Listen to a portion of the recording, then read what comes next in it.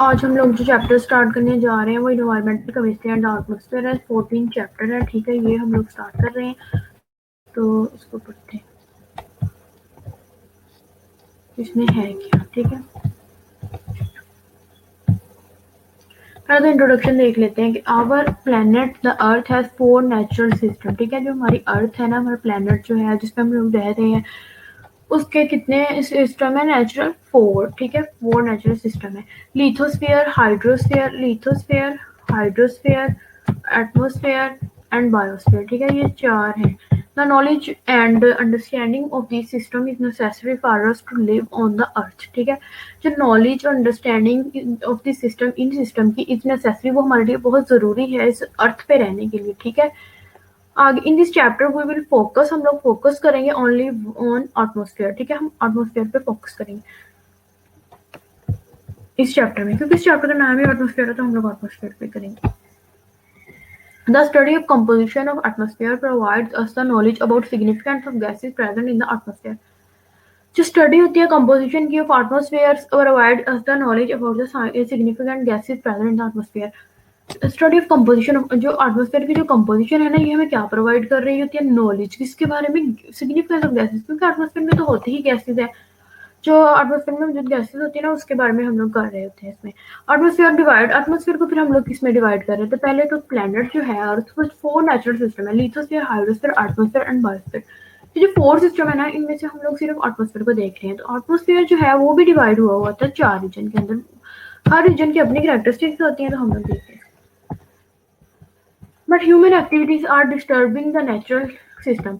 जो human activities है ना, जैसे हम लोगों के बहुत सारे काम है, पोल्यूशन वगैरह, ये सारे नेचुरल सिस्टम को डिस्ट्रॉय कर रही है, डिस्टर्ब कर रही है। Because of these activities our atmosphere is gradually changing, ठीक है।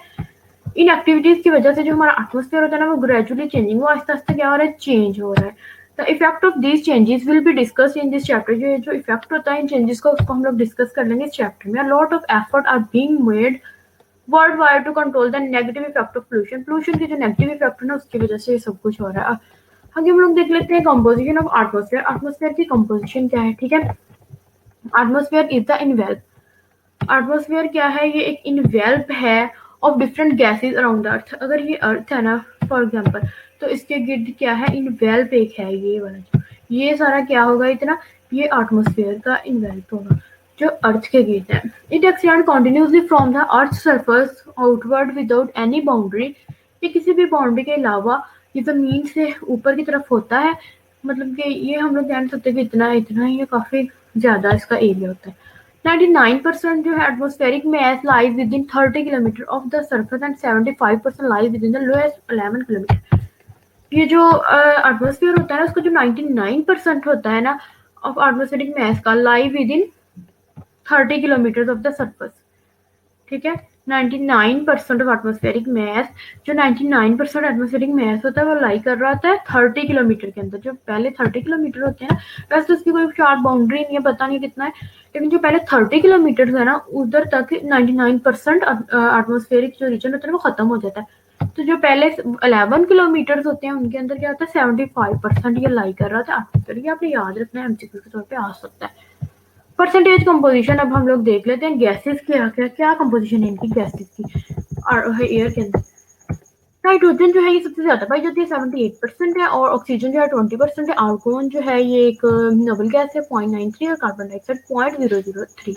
ये जो है ये बहुत इंपॉर्टेंट है, इनको अपने याद करना है, ये एमसीक्यू में जरूर आते हैं, ठीक है।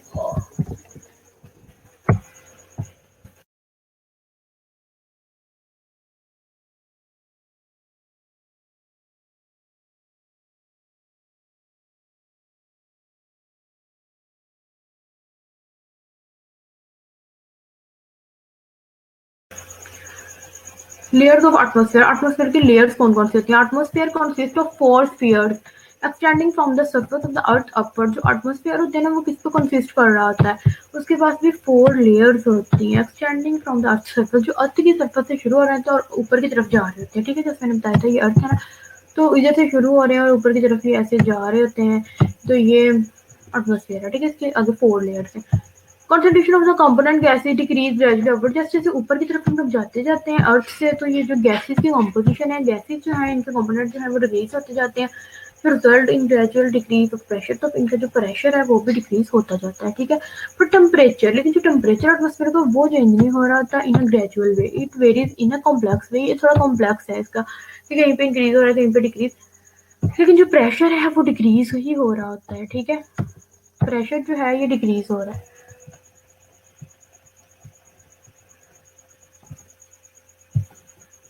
ये वाली लेयर्स देख लेते हैं। ये सबसे नीचे वाली लेयर जो होती है वो ट्रोपोस्फेयर होती है, उसके ऊपर जो होती है ये कौन सी होती है, स्ट्रेटोस्फेयर। इनका जो टेम्परेचर है वो भी हम लोगों ने याद रखना था। टेम्परेचर 58 है, जो सबसे नीचे वाली, जितना नीचे होगा उतना टेम्परेचर कम ज्यादा होता है, ठीक है। 58 होता है इसका। जो ऊपर वाली लेयर है वो स्ट्रेटोस्फेयर, उसका 2 डिग्री सेंटीग्रेड होता है, ठीक है। इनका जो एरिया होता है वो भी देख लेना। ये जो पहले वाली लेयर है ना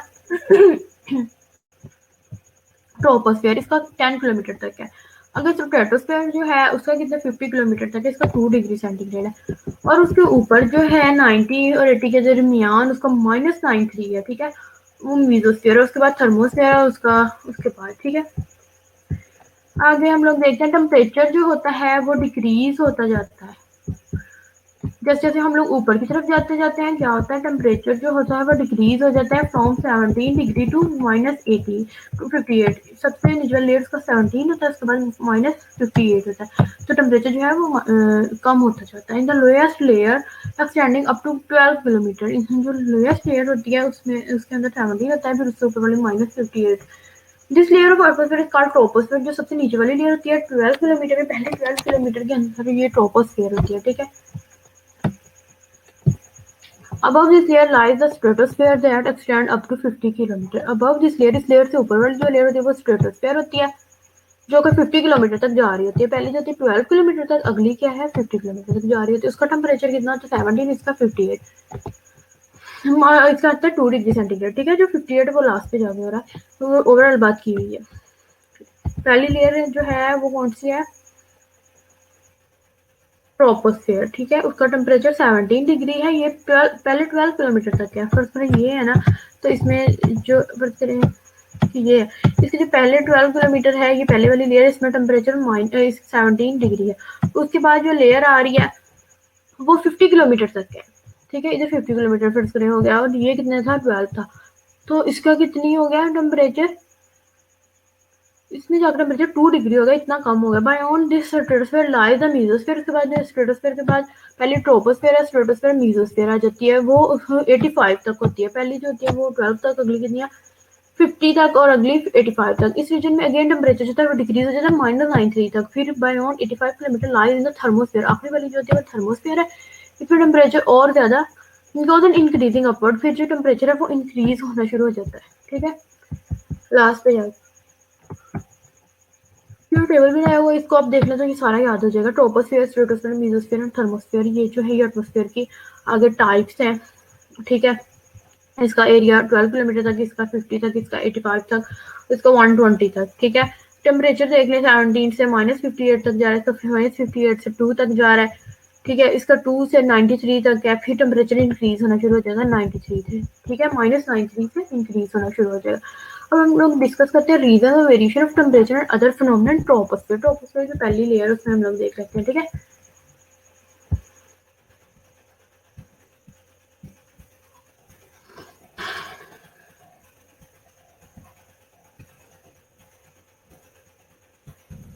फर्स्टली जो है ये ट्रोपोस्फेयर है। The major constituent of troposphere are, ये आप लोगों ने याद रखना है, जो मेजर कॉन्स्टिट्यूएंट्स होते हैं वो नाइट्रोजन है और ऑक्सीजन गैसेज हैं, ये गैसेज हैं, ठीक है। These two gases comprise 99% by volume, ये 99% होती हैं अर्थ एटमोस्फेयर का बना रही है। एटमोस्फेयर ना उसकी आगे है ना ये लेयर्स, फोटोस्फेयर पहली लेयर है 12 km तक है, और इसमें नाइट्रोजन और ऑक्सीजन गैस पाई जा रही है। तो ये दो गैसेज जो है यही मेन बना रही होती हैं उसका वॉल्यूम, ठीक है, एटमोस्फेयर का। Concentration of carbon dioxide and water vapour is negligible, ये भी होते हैं, कार्बन डाइऑक्साइड भी होती है, वाटर भी होता है, लेकिन ये निग्लिजिबल होते हैं। मेन क्या है, नाइट्रोजन है और oxygen. Yet they play a significant role in maintaining the temperature of the atmosphere। ये जो होते हैं ये क्या कर रहे थे, प्ले कर रहे थे significant role in maintaining temperature, temperature को मेंटेन करने में ऑफ द एटमोस्फेयर, एटमोस्फेयर के टेम्परेचर को मेंटेन करने में, ठीक है। एक अहम किरदार अदा करते हैं। Both these gases allow visible light to pass through but absorb infrared radiation emitted by the earth surface. ये जो गैसेस होती हैं अलाउ करती हैं विजिबल लाइट को अपने अंदर से गुजरने देती हैं। ठीक है, बात अपने याद रखनी है। विजिबल लाइट को अपने अंदर से गैसेस जो है वो गुजरने देती हैं बट अब्जॉर्ब इंफ्रारेड रेडिएशन, लेकिन ये अब्जॉर्ब करती है इंफ्रारेड रेडिएशन को एमिटेड बाय द अर्थ, जो कि अर्थ इंफ्रारेड रेडिएशन अर्थ रिलीज कर रही होती है ना, इमिट कर रही होती है, उसको ये अब्जॉर्ब कर रही होती है। ठीक है, therefore the gases absorb much of the outgoing radiation and warm the atmosphere. ये जो गैसेस होती हैं absorb much of the outgoing radiation, gases क्या करती हैं अब्जॉर्ब करती हैं आउटगोइंग रेडिएशन, जो कि रेडिएशन ज़मीन से निकल रही होती हैं उसको ये गैसेस कर लेती हैं अब्जॉर्ब और वार्म कर देती हैं एटमॉस्फेयर के टेम्परेचर को। ठीक है, फिर एटमॉस्फेयर का टेम्परेचर कैसे जो इंक्रीज होता है, जो ज़मीन से रेडिएशन निकल रही होती है ना, उसको ये गैसेस जो है ये अब्जॉर्ब कर लेती है, फिर एटमॉस्फेयर जो होता है वो वार्म हो जाता है। As the concentration of gases decreases, जैसे ही कंसंट्रेशन जो होती है गैसेज की वो डिक्रीज होती जाती है with the increase of altitude, इसकी जो गैसेज जो हैं as the concentration of gas की कंसंट्रेशन जो है वो डिक्रीज होती जाती है जैसे ही एटीट्यूड ऊंचाई बढ़ती जाती है। ठीक है, ऊपर की तरफ जाते हैं तो क्या होता है गैसेज की कंसंट्रेशन कम होती जाती है, टेम्परेचर जो है वो भी डिक्रीज होता जाता है, हमें पता है। At a rate of 6 degree पर किलोमीटर, 1 किलोमीटर के अगर 1 किलोमीटर हम ऊपर जाए तो 6 डिग्री जो है टेम्परेचर कम हो जाता है। ये रीजन जो है वेयर ऑल वेदर अकर्ड, इसमें तमाम वेदर पाए जा रहे हैं। All aircraft fly in this region, ये रीजन जो है ना नीचे वाले 12 km तक है। ठीक है, जमीन से लेकर जमीन से ऊपर 12 किलोमीटर तक ये रीजन पाया जा रहा होता है। ठीक है, आगे हम लोग स्ट्रेटोस्फीयर देखेंगे। जी आप आ गए।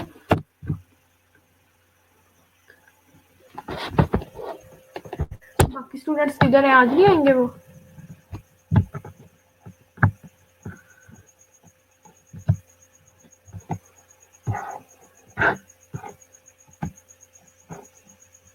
क्लास में हैं आप? अब्दुल राफे,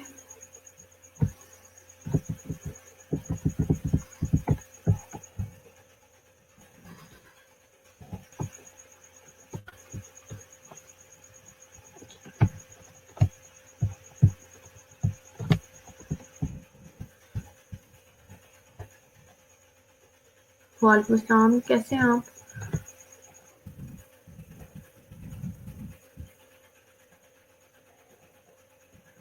चलो गुड।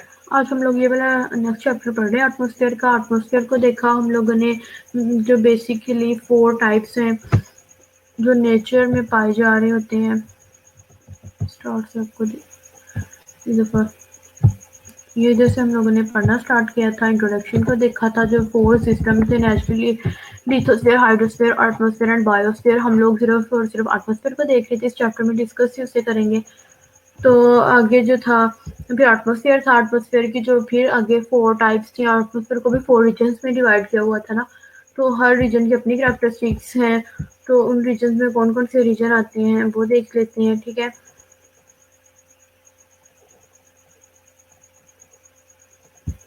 एटमॉस्फेयर में कौन कौन से आ जाते हैं। एक इन्वेल्प होता है ना जमीन के गिर्द विद इन 30 किलोमीटर में, तो इसका मैक्सिमम पार्ट पाया जा रहा होता है और 75% जो होता है 11 में पाया जाता है।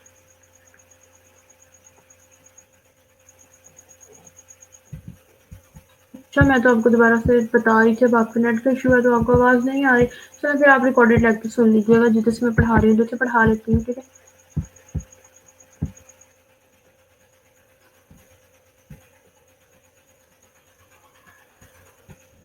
हम लोग देख रहे थे स्ट्रेटोस्फीयर, देखने लगे थे। स्ट्रेटोस्फीयर क्या है? ये सेकंड जो लेयर होती है वो है एटमॉस्फेयर की। ठीक है, फर्स्ट है ट्रोपोस्फेयर, अगली है स्ट्रेटोस्फेयर। ये रीजन जो होता है 12 किलोमीटर से नेक्स्ट जो रीजन होता है ना 50 किलोमीटर तक वो है। ठीक है, 50 किलोमीटर तक है, 12 किलोमीटर से 50 किलोमीटर तक का जो रीजन होता है और से वो इस रीजन टेम्परेचर जो होता है वो ग्रेजुअली अप टू 2 डिग्री, इसमें जो टेम्परेचर डिक्रीज होता जाता है। Presence of ozone, ozone layer इसमें मौजूद होती है, रेडिएशन के एब्जॉर्प्शन की वजह से ये जो रीजन होता है रिस्पॉन्सिबल होता है हमारे टेम्परेचर को इंक्रीज करने में इन स्ट्रेटोस्फीयर। ठीक है, within region temperature increase as altitude increase, such as lower layer जो टेम्परेचर है वो -5 एंड अपर लेयर जो है वो 2 डिग्री है.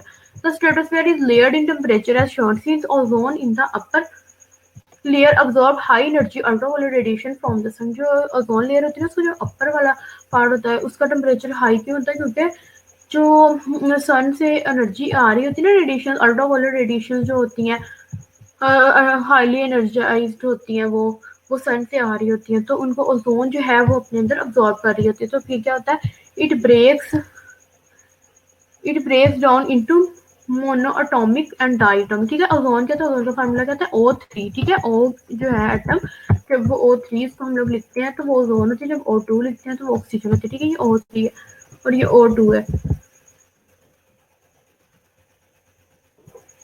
स्ट्रेटोस्फेयर के भी आगे रीजन है ना. स्ट्रेटोस्फेयर जो है ये मिडल स्ट्रेटोस्फेयर है. स्ट्रेटोस्फेयर है ये जो है लोअर है ये अपर है. ठीक है जो ये लोअर वाली होती है ना उसमें टेम्परेचर कम होता है लेकिन जो नेक्स्ट वाली है ना अपर वाली उसमें टेम्परेचर ज्यादा होता है. उसमें ज्यादा क्यों हो जाता है क्योंकि सन से क्या आ रही होती है अल्ट्रावायलेट रेडिएशन. जब वो उसको अब्जॉर्ब कर लेती है उसका जो टेम्परेचर होता है ना वो ऑटोमेटिकली हाई हो जाता है बढ़ जाता है. which is the mid stratosphere has less ultraviolet light. जो मिड स्ट्रेटोस्फेयर होती है उसके अंदर तो अल्ट्रावायलेट लाइट जो होती है ना अगर फर्क करें ये सन है तो सन से जो आ रही है ना अल्ट्रावायलेट रेडिएशन वो क्या होंगी वो कम होंगी मिडल लेयर में. इधर से वो डायरेक्टली आ जाएंगी लेकिन इधर थोड़ी सी मुश्किल हो जाएगी तो इधर जो है ये नहीं आएंगी तो इसलिए टेम्परेचर इधर कम ही होगा. ठीक है मिड स्ट्रेटोस्फेयर जो होती है इसमें लेस अल्ट्रावायलेट आती है तो ऑक्सीजन और जो O2 होते हैं रिकम्बाइन ये दोबारा से मिलते हैं और ओजोन बना देते हैं. ठीक है तो इसमें जो है वो ब्रेक डाउन हो जाती है ओजोन की लेकिन इसमें नहीं हो रही होती. ठीक है इसमें कम आ रही होती है. Which is an exothermic reaction वो होते हैं जिसमें एनर्जी जो होती है वो रिलीज हो रही होती है. एक्सो का मतलब रिलीज होना. ओजोन जो होती है बनती है in this region result in formation of ozone layer. This ozone layer exist in mid stratosphere. जो मिड स्ट्रेटोस्फेयर होती है ना उसमें ओजोन लेयर अगर टूटती है तो फिर वो बन जाती है क्योंकि इसमें इतनी ज्यादा एनर्जी नहीं होती. लोअर जो स्ट्रेटोस्फेयर है वो क्या करती है वो वेरी लो अल्ट्रावायलेट रेडिएशन. इसमें जो अल्ट्रावायलेट रेडिएशन है वो बहुत कम आती है तो इसलिए जो मोनोटोमिक ऑक्सीजन है ना इधर पाई नहीं जा रही और ओजोन जो है इधर नहीं बनती लेकिन मिडल लेयर में बन जाती है. ठीक है कैसे बनती है मिडल लेयर में stratosphere has less ultraviolet light passing through it. Here oxygen and O2 recombine to form ozone which is exothermic reaction. ये जो है इसमें एक्सोथर्मिक रिएक्शन होगा इधर. ठीक है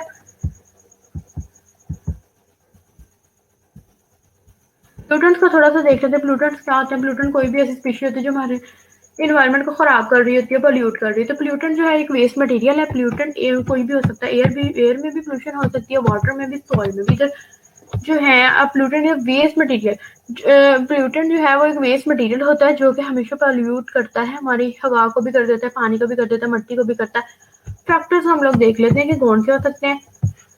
केमिकल नेचर के भी हो सकते हैं. इस chemical nature concentration persistence this pollutants are being created and discharge to the environment by human activity.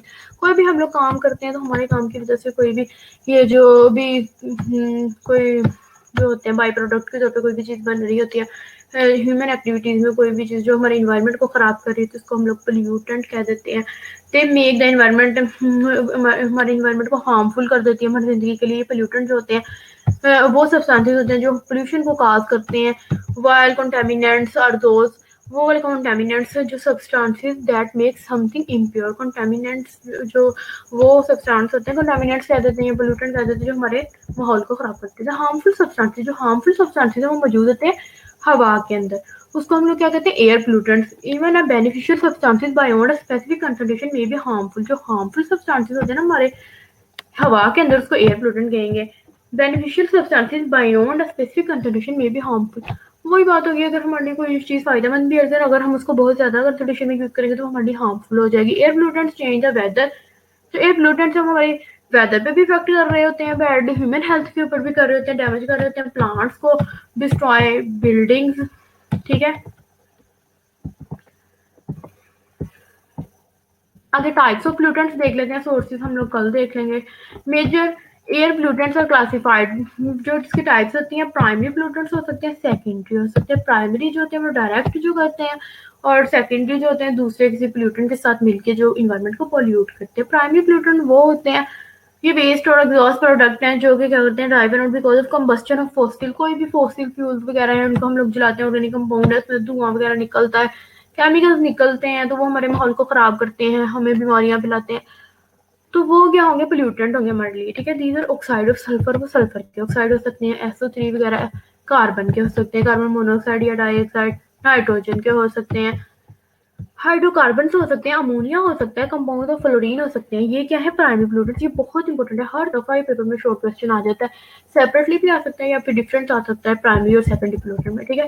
Secondary pollutant कौन सा होता है, जो प्रोड्यूस होता है by reaction of primary pollutant. जब प्राइमरी पोल्यूटेंट, दो प्राइमरी पोल्यूटेंट आपस में कोई रिएक्शन करेंगे ना, मतलब NO2 और CO2 कर ले, या CONO कर ले, तो ये जब करेंगे तो फिर जो भी चीज़ बनेगी तो वो हमारे लिए सेकेंडरी पोल्यूटेंट होगी, वो भी बीमारियां फैलाएगी। Sulphuric acid, carbonic acid, nitric acid, ये सेकेंडरी पोल्यूटेंट है। इनकी जो एग्जांपल्स है ना, ये भी एमसीक्यू में आ सकती हैं। अब अगर आपको इशू है तो आप पूछ सकते हैं। कल हम लोग सोर्सेज देखेंगे पोल्यूटेंट्स के, ठीक है।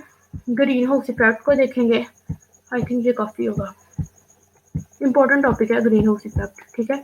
ग्लोबल